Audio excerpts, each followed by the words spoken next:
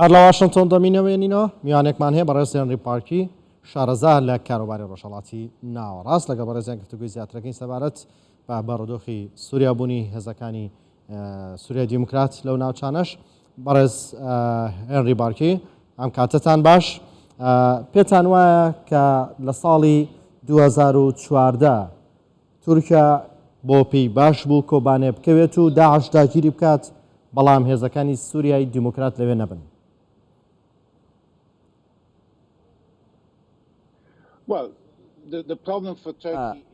زۆر باشە. کێشەکە بۆ تورکیا ئەوەیە کە ئەو زۆر لە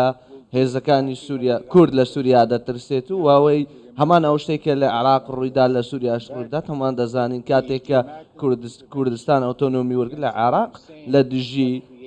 سەدام حوسێن، ئەوە بووە هۆی بەرهەمهێنانی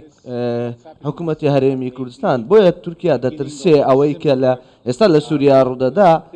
کاردانەوە و یاخود بەرهەمهێنەری هەمان ئەوە بێ کە لە عێراقدا ڕوویدا و کامە شوا دەکات ئەوان بترسێن کوردەکان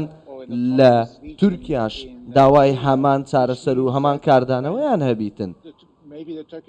ئەوە وا دەکات کە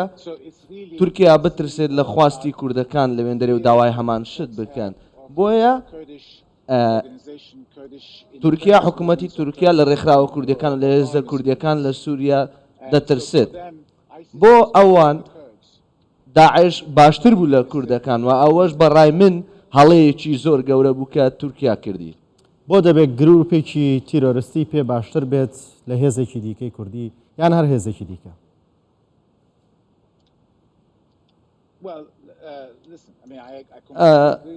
تێبگە من ینی بە تەواوی لەگەڵ بەڕێزت هاوڕام کە ئۆردۆگان بە شێوەیەکی گشتی و بە ئاشکرا وتی کە وتی ئەوەی لە سووریا ڕوودەدات و باوەڕ ناکەم ئەوان لەو مەترسێت تێبگەن کە لە سووریا ڕوودەدات. ئەوە دەترسن کە کوردەکان ترسێکی مەزنتر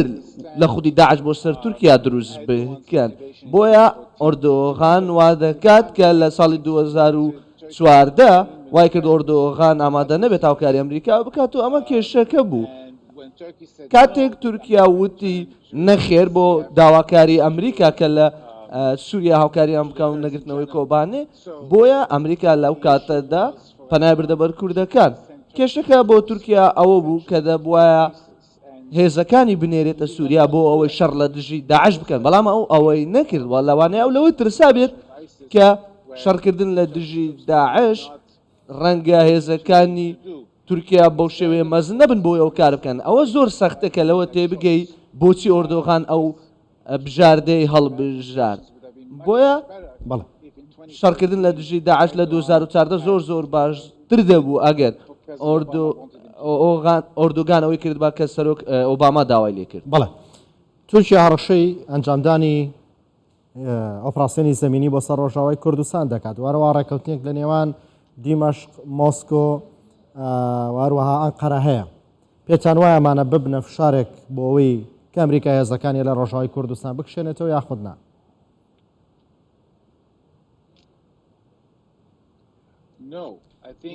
نەخێر، من پێم وایە سیرکە من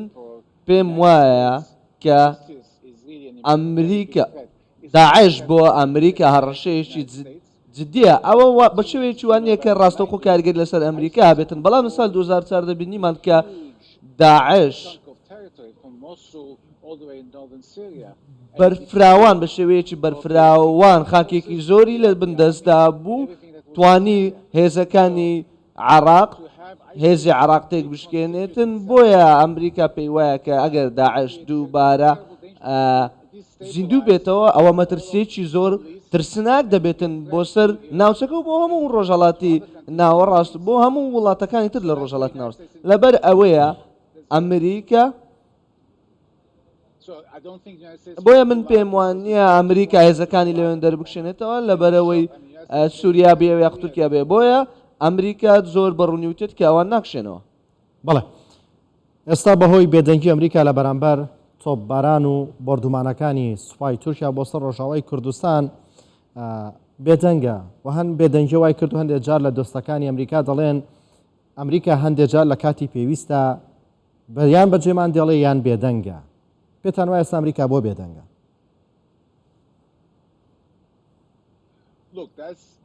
سیرکە ئەمە پرسیارێکی زۆر باشەوە من ئارتیکلێکم بڵاو کردەوە لەو ماوەیە باسم لەوە کردووە کە بایدن هەڵەیەکی گەورە دەکات بەوەی کە ڕێگە دەدات تورکیا بۆمبارانی سووریا بکاتن یاخود هەر ناوچەیەکتر لە باکووری سووریا یاخود ئەنجامدانی ئۆپەراسیۆنی زەمینی تورکەکان وا دەزانن ئەوان دەتوانن ئەو کارە بکەن بەڵام ئەمریکا زۆر دژی ئەوەیە بۆیە باوەڕ ناکەم ڕێگە بدات ئۆپەراسیۆنێکی زەمینی بکە ڕێگەی داوە کە ئۆپەراسیۆنێکی ئاسمانی بکەن بەڵام کێشەکە ئەوەیە لە واشنگتۆن تورکیا زۆر گرنگ دەبیندرێتن نەک لەبەرەوەی تەنها هاوپەیمانێکی ناتۆیە بەڵام لەبەر ئەوەش کە ڕۆڵی تورکیا لە کێشەی یاخود لە جەنگی نێوان ئۆکرانیا و رووسیا ئەوەی کە ڕوودەدات ئەوەیە دەنگە دەنگێکی زۆر هەیە لە باگراوندەکە ناتوان بە باشی گوێم لە خۆم بێ ببورە باوکەران مەڵێن چارەسەری بکەن کێشەکە ئەوەیە ئەوان وا دەزانن تورکیا زۆر گرینگە بۆ هەناردەکردنی دانەوێڵە بۆ هەموو ئاو کێشەکەی جەنگی رووسیا و ئۆکرانیا بۆیە بێگومان لە پرسی ئەندامبوونی سوید و فینلەندا لە ناتۆ بۆیە واشنگتۆن نایەوێ کە کارەکانی وەها لەسەر تورکیا تون بکاتن کە کێشە بۆ ئۆردۆگان و بۆ حکوومەتی ئەمریکا بۆیە بەڵام من پێم وایە ئەمە هەڵەیە پێویستە هەمیشە فشاری زیاتر بخرێتە سەر تورکیەکەم کارە نەکە بۆیە لە واشنگتۆنیش داواکاری هەیە لە کۆنگرس و لە سێنات داوا دەکەن کە ئەمریکا هەڵوێستێکی تونتری هەبێت لە بەرامبەر تورکیا بۆیە حکوومەتی ئەمریکا یاخود بە بڵێن ئیدارەی بایدن پێویستە فشاری زیاتر بخاتە سەر تورکەکان بەڵێ باهۆی هاوکاری ئەمریکا بۆ ڕۆژاوای کوردان و هێزە ڕۆژاوای کوردستان و هێزە کوردیەکان لە ڕۆژاوای کوردستان بەردەوام ئەنقەرە نیگەرانی خۆی دەگەنێتە واشنگتۆن پێتان وایە ئەم نیگەرانی تورکیا لە ئەمریکا بۆ چیە گەڕێتەوە لەوەیە کە دێترسێتە و هێزانە لەوێ بەهێزتر بن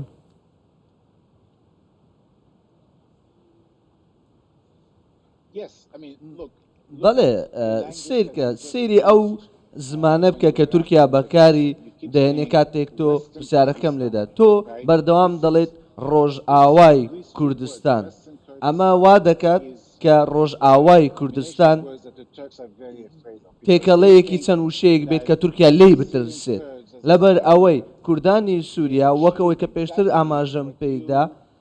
بترسن لەوەی کە هەمان ئەو شتەی ئێوە لە حکوومەتی هەرێمی کوردستان بەدەستان هێناوە ئەوانش لە سووریا بەدەستی بێنن وەک مافی ئۆتۆنۆمیە ئەگەر هەمان شت ڕوو بدات لە سووریا تورکیا ترسی لەوە هەیە کە لەسەر سنوورەکانی خۆی ڕوبەڕووی دوو حکوومەتی کوردی ئۆتۆنۆمی ببێتەوە بۆیە سووریا با بڵێن بزنزێکی زۆری لەگەڵ تورکیا کردو زۆر پشت بە و بازرگانیە بەستێ بۆیە بەدەستێنانی ئۆتۆنۆمی هەڕەشەیە بۆ سەروان بۆیە زۆر سەختە بۆ کوردانی سووریا کە ئۆتۆنۆمی بەدەستبێن و تورکیا ڕێگە بدات کە ئەوان ئەو کارە بکەن و پەرە بەخۆیان بدەن بەڵێ بەڕێز ڕێبارکی شارەزا لە کاروباری ڕۆژهەڵاتی ناوەڕاست لە واشنگتۆنەوە لەگەڵماندا بووی سپاس بۆ شرۆڤەکانتان